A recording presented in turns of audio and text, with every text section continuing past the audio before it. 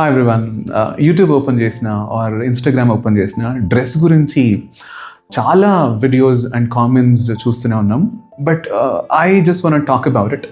Basically, I got a thought, if I just talk like this and I could become viral or something, but I just want to make some conversation on this. Okay, dress అనేది మన శరీరాన్ని కప్పుకోవడానికి, మన శరీరాన్ని కాపాడుకోవడానికి వేసుకునేటువంటి ఒక వస్త్రం are వస్తువు.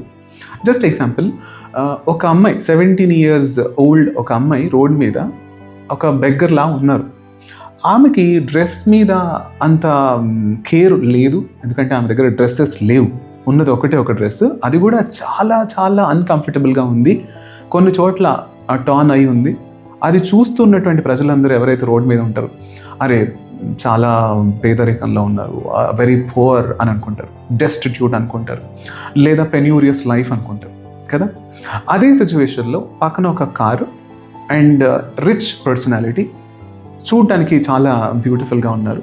Dress మాత్రం ఈమె కంటే ఇంకా చాలా తక్కువగా ఉండి చూడ్డానికి ఇంకొంచెం ట్రెండ్ అండ్ ఫ్యాషన్ లాగా ఉన్నప్పుడు, ఇక్కడ నుంచినటువంటి ఇదే మనిషి ఆ మనిషిని ఇంకొక కామెంట్ చేస్తాడు.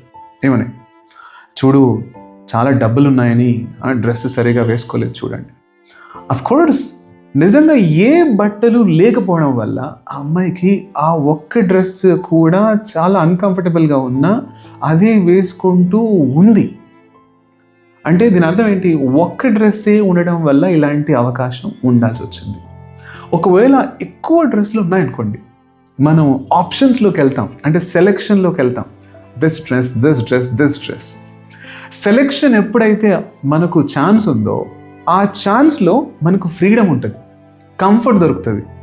అందుకే మనుషులందరూ కంఫర్ట్నిచ్చేటువంటి డ్రెస్తో పాటు ఇతరులని మనం ఎలా అట్రాక్ట్ చేయొచ్చు అన్న డ్రెస్ని కూడా సెలెక్ట్ చేస్తారు.